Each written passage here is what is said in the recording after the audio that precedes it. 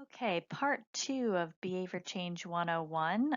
We're going to go through the process of how to start giving your community help to change a habit. So, the first and most important thing is to select the right habit.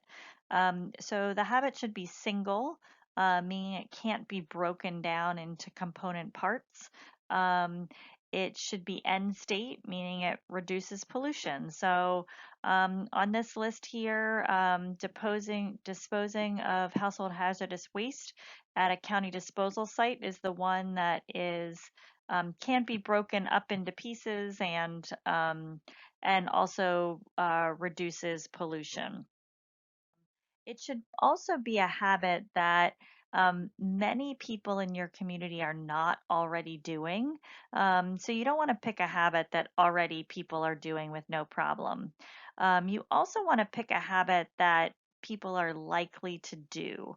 Um, there are some communities where, people are not picking up their pet waste, but there's a real a bias against picking up pet waste. People are just unwilling to do that.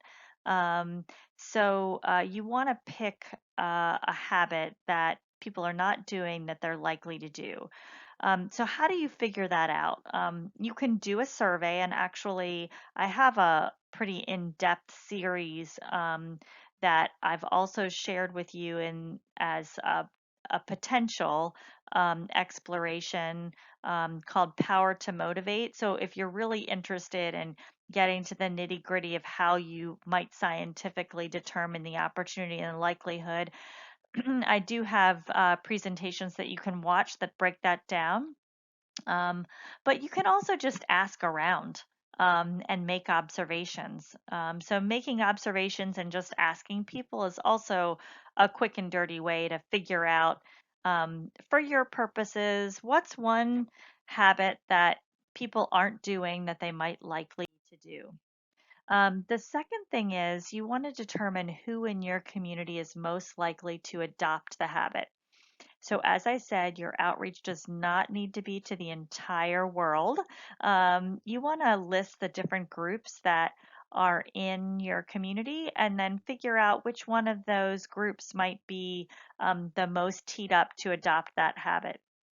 One thing I want to signpost is kids. People often want to target kids for behavior change, thinking, oh, let's get the kids on board. They'll bring their parents along. While children can be influencers, it's really a good idea not to target behavior change toward kids for behaviors that are not within their locus of control. Um, so if the kids aren't the decision makers or aren't the ones engaging in the habit, you should really not focus your behavior change campaign or your habit that help campaign on kids. And I'm happy to talk a little bit more with people about that if you like.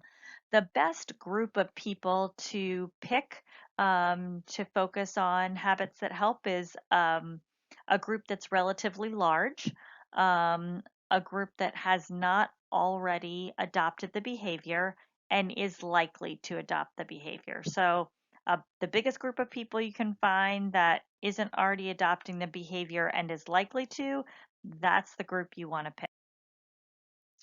And then the third part is just to ask people what they need. You can do that by getting a group of people together for happy hour and just asking. And these are people that already want to adopt or are likely to adopt the behavior.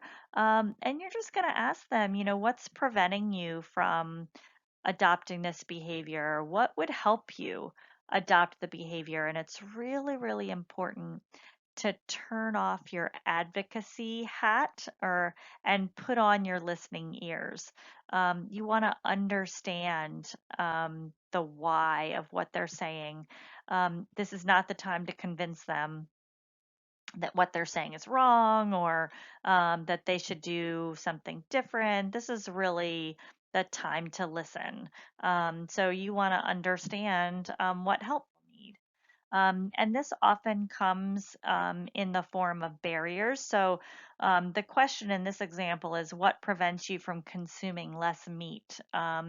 And a lot of people said they just didn't know what to cook, or it wasn't convenient. They're used to cooking the same thing, so they just forget. So those were the barriers that rose to the top. Um, and when asked what would help them consume less meat, they said, we want recipes. We want ideas for what our kids will eat. We want some convenience meals, vegetarian convenience meals, because it's really easy to heat up a chicken pot pie. But, what about convenience foods that are vegetarian?